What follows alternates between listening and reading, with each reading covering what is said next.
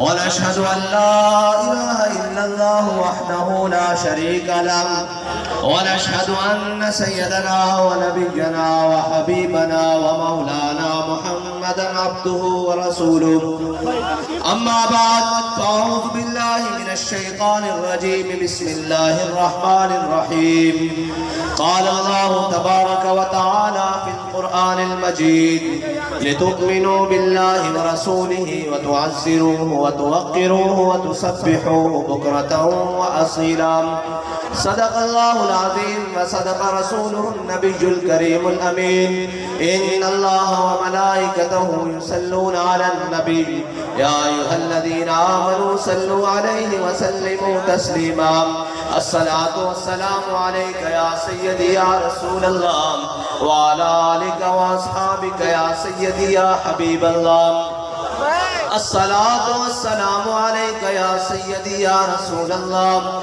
وعلى آلك وأصحابك يا سيدي يا نبي الله الصلاة والسلام عليك يا سيدي يا رسول الله وعلى آلك وأصحابك يا سيدي يا خاتم النبيين بندہ پروردگارم امت احمد نبی دوستار چار یارم تابع اولاد علی مذہب حنفی دارم ملت حضرت خلیل خاک پائے غوث اعظم زیر سایہ ہر ولی صدیق اکس حسن کمال محمد است فاروق ذل جاہ و جلال محمد است عثمان ضیاء شمع جمال محمد است حیدر بہار باغ خصال محمد است صلی اللہ تعالی علیہ وسلم لوح بھی تو قلم بھی تو تیرا وجود الکتاب گنبد آب کی نرنگ تیرے محیط میں حباب عالم آب و خاک میں تیرے ظہور سے فروغ ذرائع ریب کو دیا تم نے طلوع آفتاب شوکت سنجر و سلیب تیرے جلال کی نمود فقر جنید و بایزید تیرا جمال بے نقاب تیری نگاہ ناز سے دونوں مراد پا گئے عقل غیاب و جستجو عشق حضور و اضطراب شوق تیرا اگر نہ ہو میری نماز کا امام میرا قیام بھی حجاب میرا سجود بھی حجاب معزز سامعین محترم سٹیج پر جلوہ گر تحریک لبیک پاکستان کے ذمہ داران ہم سب حضور کے غلام رات کے اس پہر میں صرف یہ بتانے کے لیے حاضر ہوئے ہیں کہ ذرا نم ہو تو یہ مٹی بڑی زرخیز ہے ساقی یہ بتانے کے لیے آئے ہیں کہ حضور کے غلام آج بھی اپنے آقا و مولا صلی اللہ علیہ وسلم کے نام پر اپنا سب کچھ قربان کرنے کے لیے تیار ہیں وہ کہتے ہیں کہ ہم مانتے ہیں اس بات کو کہ نماز اچھی روزہ اچھا حج اچھا زکوٰۃ اچھی مگر میں باوجود اس کے مسلمان ہو نہیں سکتا نہ جب تک کٹ مروں خواجہ بطحا کی عزت پر خدا شاہد ہے کامل میرا ایمان ہو نہیں سکتا ایمان کی کامل صورت وہ میرے آقا و مولا صلی اللہ علیہ وسلم سے وفا ہے ورنہ اعلیٰ حضرت مجدد دین و ملت یہ قربانی کا موسم بھی ہے حج کا موسم بھی ہے ساری باتیں ہیں لیکن کیا صرف حج کرنا مسلمان کا اور کیا صرف قربانی کرنا اور بڑے بڑے بیل اور بکرے گرانا اور جناب اونٹ ذبح کرنے سے کیا اسلام مکمل ہو جاتا ہے ہم اعلیٰ حضرت مجدد دین و ملت سے پوچھتے ہیں کہ آپ کیا فرماتے ہیں آپ فرماتے ہیں ہوتے کہاں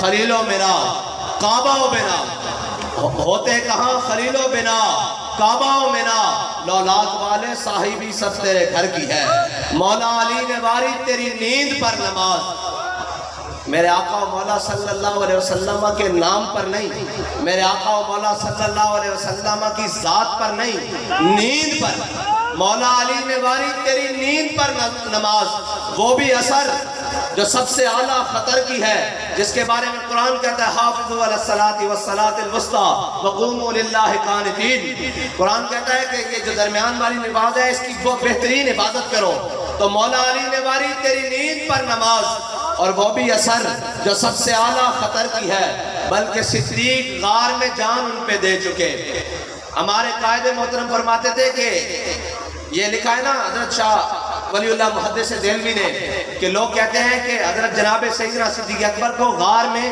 سانپ نے ڈسا. فرمایا سانپ نہیں، حیات کئی سانپوں نے ڈسا. لیکن میرے آقا و مولا صلی اللہ علیہ وسلم جب حضرت سیدنا صدیق اکبر کی ران پر آرام فرما رہے تھے سر رکھ کر، تو حضرت سیدنا صدیق اکبر نے اپنے جسم میں جھرجری بھی نہیں لی اس لیے کہ کہیں میرے آقا و مولا کی نیند میں خلل نہ آ جائے، بلکہ صدیق غار میں جان ان پہ دے چکے. جان تو حفظ جان فروز غرر کی ہے. آگے مجدد فرما رہے ہیں، اور یہ وہ مجدد نہیں جو تھوڑی سختی آنے کے بعد کینیڈا بھاگ جائیں. رضا مدینے سے لوٹے مجدد کی سند لے کر. یہ وہ مجدد ہیں جن کو مدینے سے سند ملی ہے مجدد ہونے کی. اعلیٰ حضرت نے آگے فرمایا ثابت ہوا کہ جملہ فرائض فرو ہیں. اگر اس کی کوئی تشریح کرنا چاہتا وہ کہتا اعلیٰ حضرت بات کر رہے تھے اور فرائض کی. اعلیٰ حضرت نے کعبہ کی بھی بات کی، قربانی کی بھی بات کی، نماز کی بھی بات کی، افضل الفرائض جان بچانے کی بھی بات کی. سارے فرض بتا کر کہا ثابت ہوا کہ جملہ فرائض فرو ہے، اصل الاصول بندگی استاجور کی ہے.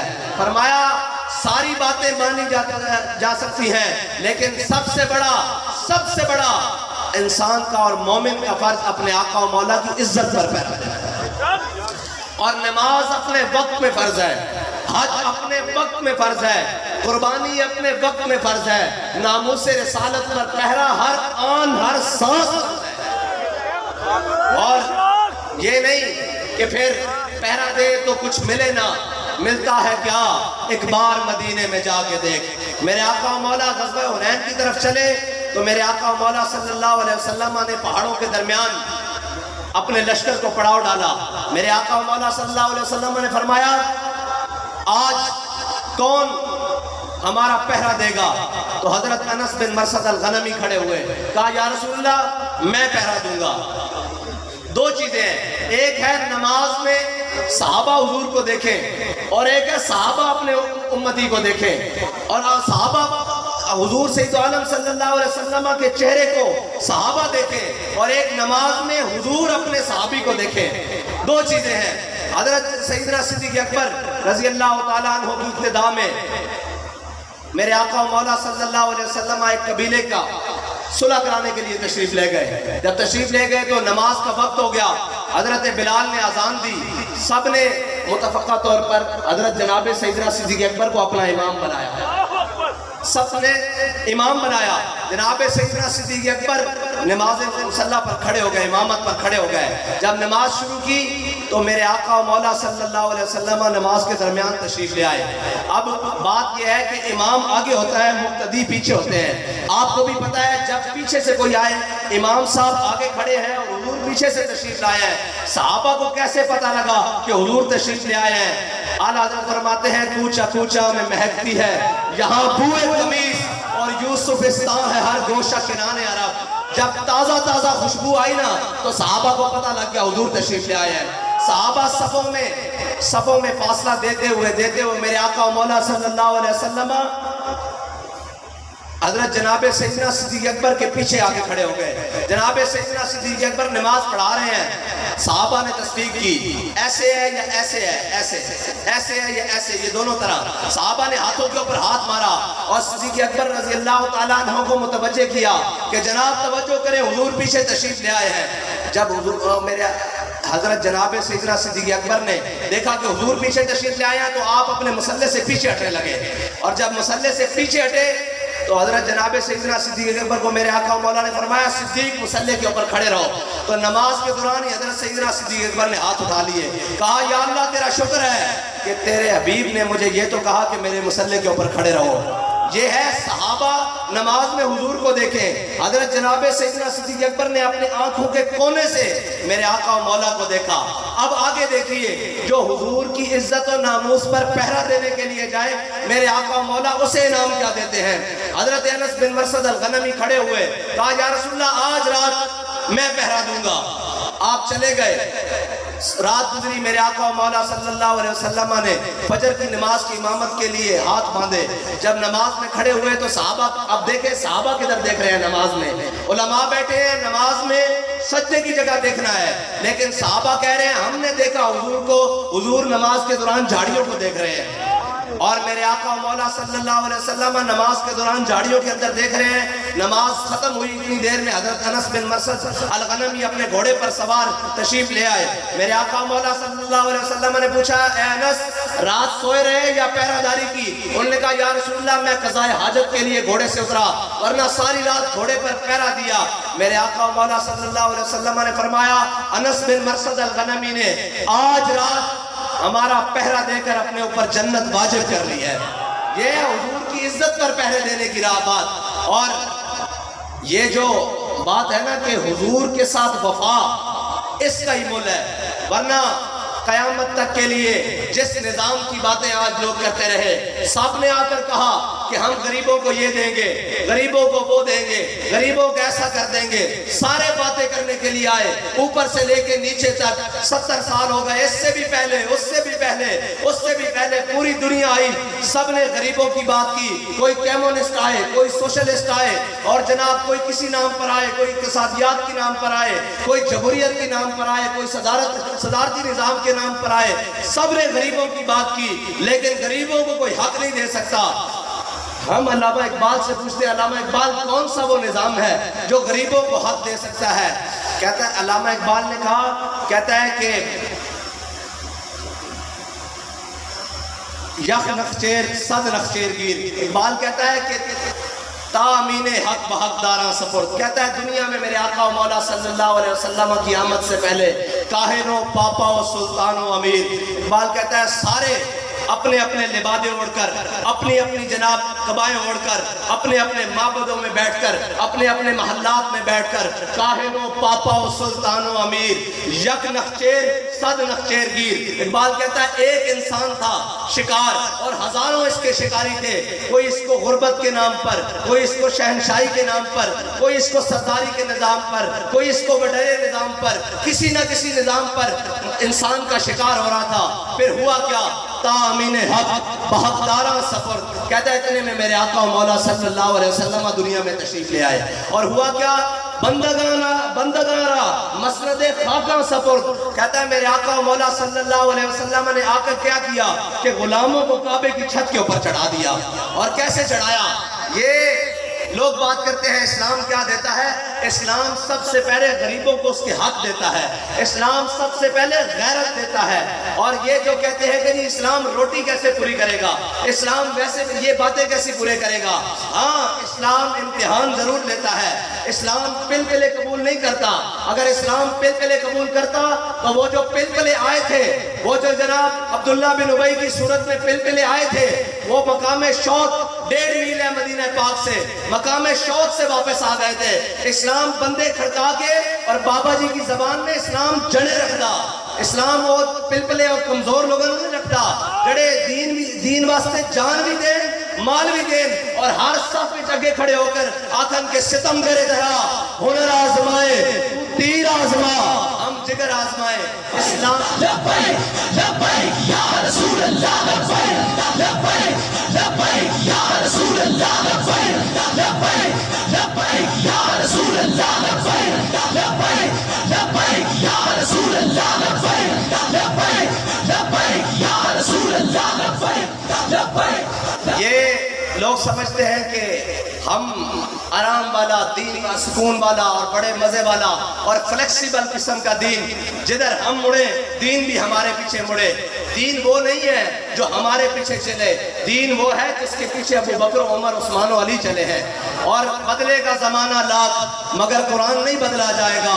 اے قول محمد قول خدا، فرمان نہیں بدلا جائے گا. دین کے اصول قیامت تک نہیں بدل سکتے.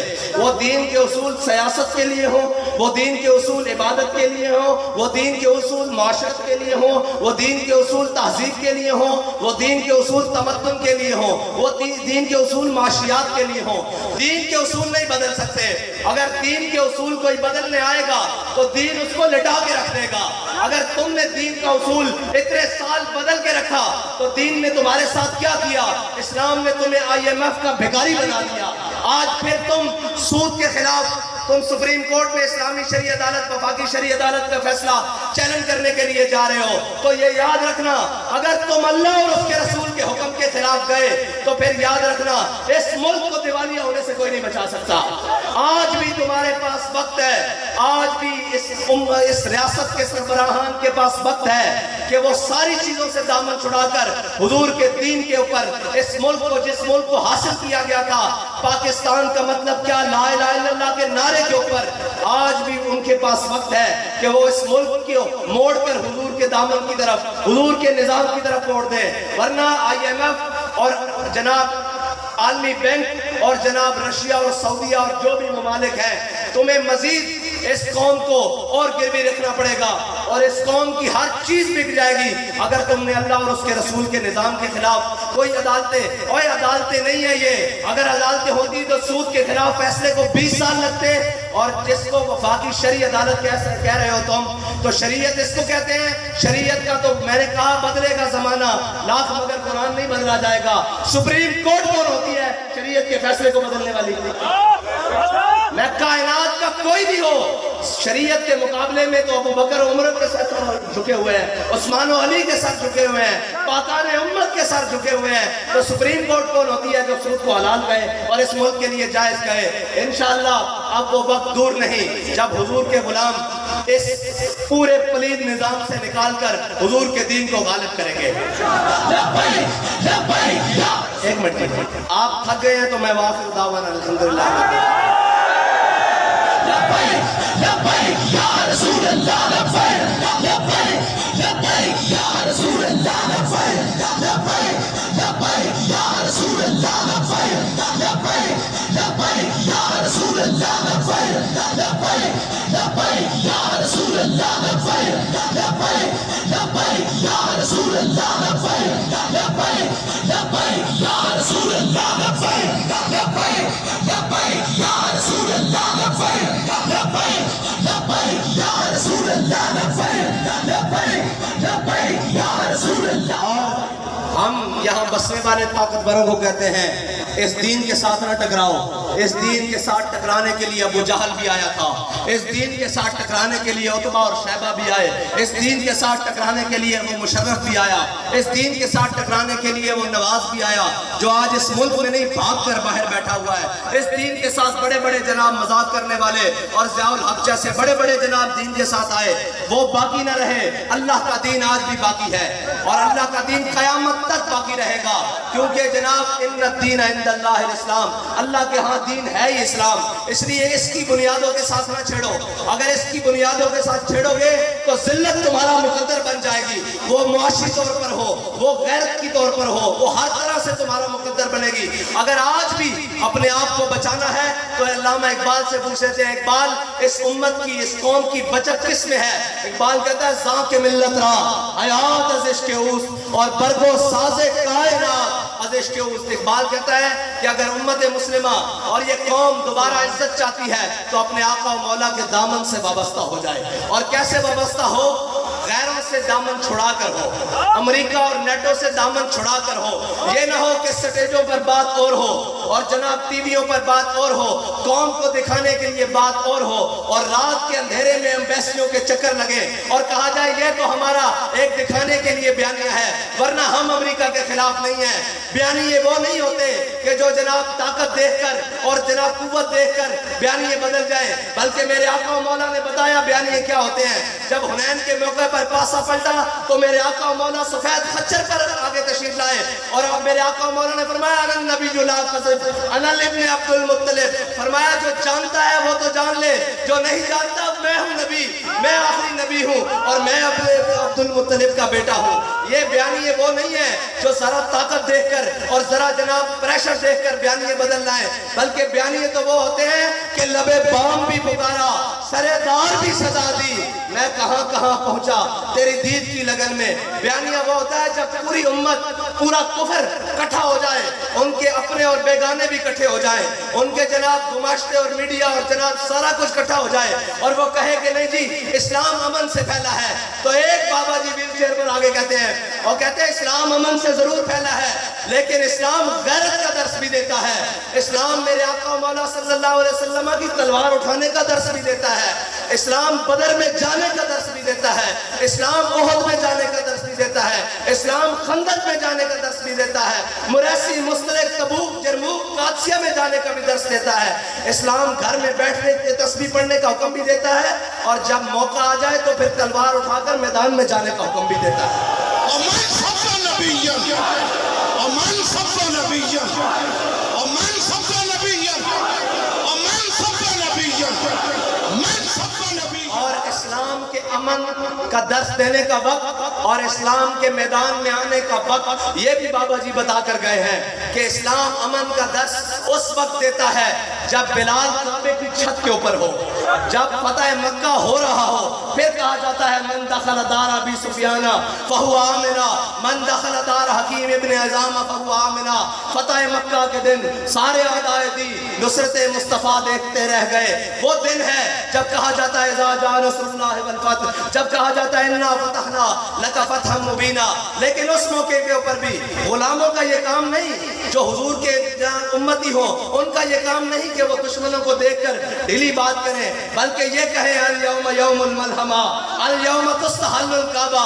جب دیکھیں وہ منظر، وہ آج عمرہ قضا پر میرے آقا و مولا کو روکنے والے، وہ میرے آقا و مولا کو مدینہ مکے کی گلیوں میں ستانے والے، وہ جنیاں پھینکنے والے، وہ بلال کو کعبے کی گلیوں میں مارنے والے، وہ حضرت سمیہ کے ٹکڑے کرنے والے، وہ حضرت خباب بن ارت کے جسم میں سوراخ کرنے والے، وہ حضرت جناب سمیہ کے ٹکڑے کرنے والے، وہ جناب بلال کو مارنے والے آج سامنے کھڑے ہو تو پھر یہ نہیں کہ ڈھیلی بات، قال یوم یوم الملحمہ الیوم تستحل الکعبہ، آج جنگ کا دن ہے، آج تو کعبے میں بھی بندے کاٹ کے رکھ دیے جائیں گے۔ میں ایک بات کرتا ہوں کہ صحابی نے نیت کی، میرے آقا و مولا نے آپ معافی کا اعلان کر دیا، لیکن ان کے جذبے صادق کی قسم دیکھیں، ان کا جذبہ اٹھانا دیکھیں۔ جب ابن خطل کی باری آئی، صحابی نے منہ سے نکالا تھا کعبے میں بندے مار کے رکھ دیں گے۔ جب ابن خطل کی باری آئی، میرے آقا و مولا نے سب کو معافی دے دی۔ اب گستاخ رسول کی باری آئی، صحابہ نے عرض کی یا رسول اللہ یہ کعبے کی دیوار ہے، یہ کعبے کا غلاف ہے، اس کے درمیان رسیاں لٹک رہی ہیں۔ ابن خطل آپ کا گستاخ وہاں رسیوں کے اندر لٹک گیا ہے اور رسیوں کے اندر لٹک کے اس نے کعبے کی دیوار اور غلاف پر پناہ لے لی ہے، تو یا رسول اللہ کیا کریں؟ فرمایا اقتلوہ، اس کو وہیں پر قتل کر دو۔ یہ حضرت سعد بن عبادہ کا وہ جذبہ صادق، کہا تھا نا کہ کعبے میں بھی بندے بڑھ کے رکھ لیں گے، اللہ نے اس طرح پورا کرایا۔ اور میرے آقا و مولا صلی اللہ علیہ وسلم کو جب اہل مکہ نے ایک دفعہ ستایا تو میرے آقا نے فرمایا یہ جب تم میرے ہاتھ آؤ گے تو میں تمہارا کچومر نکال دوں گا، الفاظ یہ ہے تمہارا کچومر نکال دوں گا، برکس نکل جائے گا تمہارا۔ جب فتح مکہ والے دن میرے آقا و مولا صلی اللہ علیہ وسلم کعبہ میں داخل ہو رہے اور جناب مکہ کے شہر میں داخل ہو رہے تو میرے آقا نے جب عام معافی کا اعلان کیا تو نیچے ایک دروازے کی طرف مکہ کے حضرت خالد بن ولید کی تلواروں کی چمکنے کی آواز آئی، ٹکرانے کی۔ میرے آقا و مولا نے اپنے ایک غلام صحابی کو بھیجا، کہا جا کر خالد کو کہو کہ تلوار روک لے، ہاتھ ہلکا کر لے، روک لے تلوار۔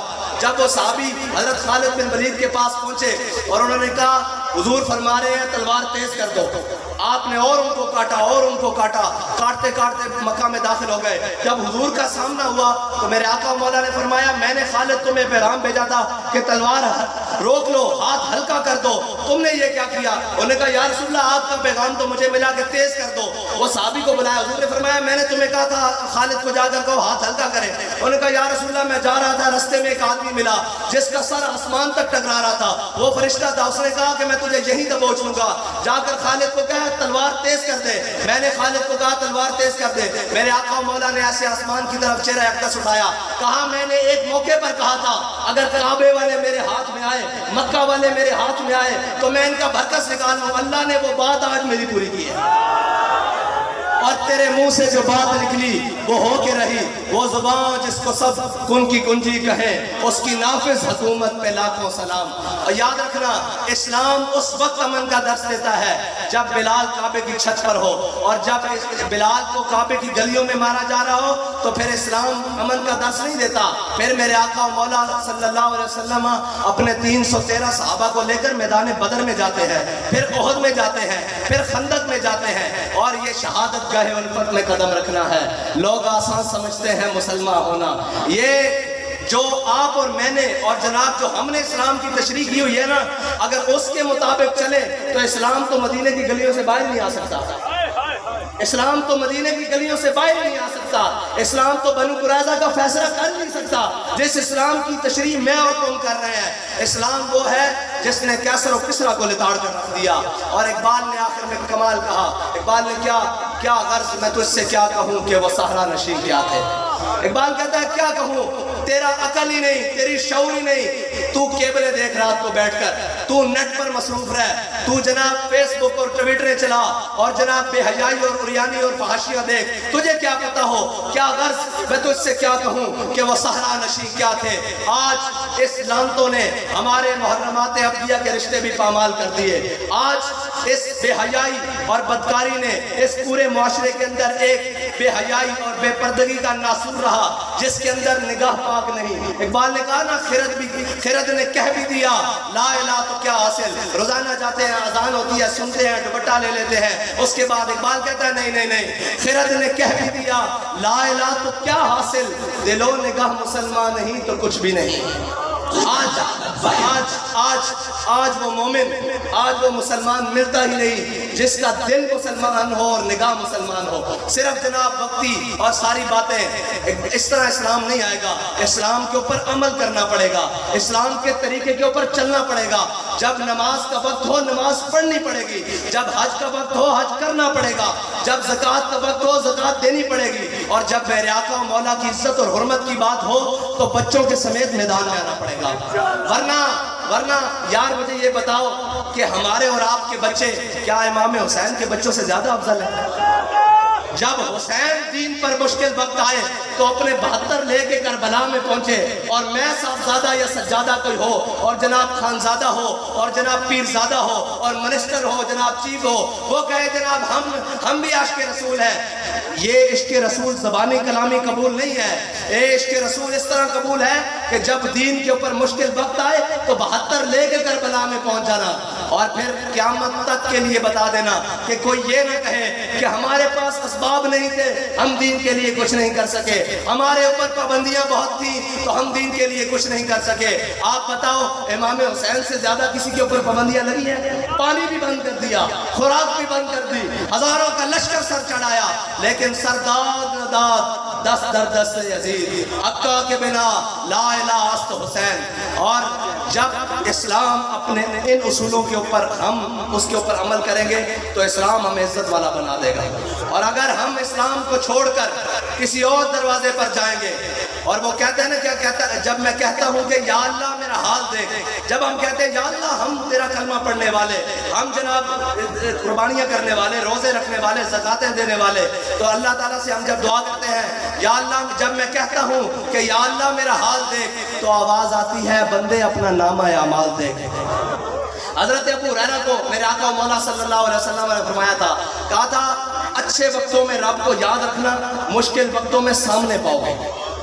ہمارا کیا ہے, جب آسان وقت ہوتا ہے ہم رب کو بھول گئے, رسول کو بھول گئے, دین کو بھول گئے, اسلام کو بھول گئے, ہر چیز کو بھول گئے. ذرا مشکل وقت پڑی تو جناب سجدوں میں گر گئے, اور جناب پھر توبہ اللہ کی, اور ذرا مشکلات آ گئی تو سجدوں میں گر گئے. اس کا یہ مطلب ہے کہ ہم اللہ تعالیٰ کے ساتھ دھوکہ کرتے ہیں تو پھر اللہ تعالیٰ کی قدرت کی مسکراتی ہوگی کہ کیسا میرا بندہ ہے, جب مشکلات پڑتی ہیں تو میرے سامنے جھک جاتا ہے, اور ذرا میں دولت دے دوں, ذرا میں شہرت دے دوں, ذرا میں معاملات دے دوں تو اکڑ کے چلتا ہے, مجھے بھول جاتا ہے. یہ سبب اس کا کچھ اور ہے جس کو تو خود سمجھتا ہے. زوال بندہ مومن کا بے زری سے نہیں. آج پوری امت کے اندر جتنی مشکلات ہیں, وہ کافر ہو کر آسانی والی زندگی گزارے، ہم مومن ہو کر مشکلات میں کیوں ہوں؟ اس کی وجہ یہ ہے کہ میرے ہاتھ میں تھا جب تک میرے مصطفیٰ کا دامن، جب تک ہم نے اپنے آقا و مولا صلی اللہ علیہ وسلم کی سنت کو، اپنے آقا و مولا صلی اللہ علیہ وسلم کے دامن کرم کو اپنے ہاتھوں میں مضبوطی سے پکڑا ہوا تھا، ہم دائیں بائیں نہیں دیکھتے تھے، ہم جناب آگے پیچھے نہیں دیکھتے تھے کون ناراض ہو رہا ہے کون راضی ہو رہا ہے، جب تک میرے ہاتھ میں تھا جب تک میرے مصطفیٰ کا دامن، میرے پاؤں چومتی تھی یہی گردش زمانہ، یہی گردش زمانہ تھی، یہی مٹی تھی، یہی زمین اور آسمان تھے، یہی سورج اور چاند تھے، یہی تارے تھے، یہی شام و سحر تھے جس پر ہمارے بڑوں نے ہزاروں سال حکومت کی۔ آج ہم نے جن کو بڑا بنایا ہوا ہے وہ کبھی کشکول لے کر امریکہ کے پاس، کبھی کشکول لے کر برطانیہ کے پاس، کبھی کشکول لے کر روس اور چائنا کے پاس، کبھی کشکول لے کر IMF اور عالمی بینک کے پاس، آج پوری قوم کی عزت گروی رکھوا دی، آج پوری قوم کو بکوا کے رکھ دیا، بیکاری بنا کے رکھ دیا۔ کیا ہم بیکاری تھے؟ اقبال کہتا ہے میں غرض تجھ سے کیا کہوں کہ وہ صحرا نشین کیا تھے، جہاں گیرو جہاں دارو جہاں بانو جہاں آرا۔ آگے اس نے بات ہی ختم کر دی، کہتا ہے اگر چاہوں تو نقشہ کھینچ کے الفاظ میں رکھ دوں، کہتا ہے اگر میں چاہوں تو میں تجھے الفاظ میں بتا دوں کہ وہ کون تھے جن کے پاس عمارتیں بھی تھیں، جن کے پاس حکومتیں بھی تھیں، لیکن کیا تھا؟ حضرت سعید بن عامر الجمحی بڑے برکت والے ہیں، آپ کی بات اسلام کے نظام کے لیے قیامت تک کے لیے مینار نور ہے۔ حضرت سعید بن عامر الجمحی، آج ہمارا ایک کوئی وزیر، ایک کوئی MNA، کوئی MP وہ برتن میں نہیں آتا، وہ اپنی اوقات بھول جاتا ہے، ذرا عزت مل جائے وہ جناب عیاشیاں بدماشیاں اور جناب سارا کچھ۔ حضرت سعید بن عامر الجمحی آپ حمص کے گورنر ہیں اور آپ کی شکایت آ گئی حضرت فاروق اعظم کے پاس، تین چار شکایتیں آ گئی تھی حضرت فاروق اعظم کے پاس۔ جب آپ کی شکایتیں آئیں تو آپ نے خط لکھا کہ آپ ذاتی حیثیت میں میرے پاس پیش ہو۔ ایک دن حضرت جناب فاروق اعظم مسجد نبی کے اندر بیٹھے ہوئے ہیں تو ایک شخص اس نے اپنا سامان باندھا ہوا اور ایک لکڑی کے ڈنڈے کے ساتھ لٹکایا ہوا ایسے اور مسجد کے اندر داخل ہو رہا۔ حضرت عمر نے ایسے دیکھ کر کہا کہ اگر میری آنکھیں دھوکہ نہیں کھا رہی تو یہ حمص کا گورنر سعید بن عامر الجمحی نہیں؟ تو لوگوں نے کہا جی یہ حمص کا گورنر سعید بن عامر الجمحی ہے۔ آپ نے بلایا، انہوں نے نماز پڑھی، بلایا، آپ نے فرمایا سواری کہاں ہے؟ انہوں نے کہا حضور وہ تو قوم کا امانت تھی، وہ تو بیت المال میں جمع کرا کے آیا ہوں۔ آپ نے فرمایا حمص سے یہاں کیسے پہنچے؟ انہوں نے کہا حضور پیدل پہنچا ہوں۔ آپ نے فرمایا تم نے سواری کیوں استعمال نہیں کی؟ انہوں نے کہا حضور آپ نے مجھے ذاتی حیثیت میں طلب کیا ہے، حکومتی حیثیت کا ترجمان بن کر نہیں آیا، میں ذاتی حیثیت میں آیا ہوں، اس لیے سواری بیت المال میں جمع کرا کے آیا ہوں۔ حضرت سعید بن عامر الجمحی نے بیٹھے انہوں نے کہا جی آپ کے خلاف کچھ شکایتیں ہیں۔ انہوں نے کہا جی بتائیں کیا شکایتیں ہیں؟ انہوں نے کہا جی ایک شکایت تو یہ ہے کہ آپ صبح گھر سے دیر سے نکلتے ہیں۔ انہوں نے کہا جی اچھا۔ انہوں نے کہا حضرت سعید بن عامر الجمحی کو کہا کہ آپ اس کی صفائی میں کچھ کہنا چاہتے ہیں؟ انہوں نے کہا جی بالکل کہنا چاہتا ہوں، صبح دیر سے گھر سے اس لیے نکلتا ہوں کہ میری گھر والی بیمار ہے اور گھر کا سارا کام خود کرتا ہوں، میرے پاس کوئی سرکاری نوکر چاکر اور غلام نہیں ہے، اس لیے سارے کام نپٹا کر گھر سے نکلتا ہوں۔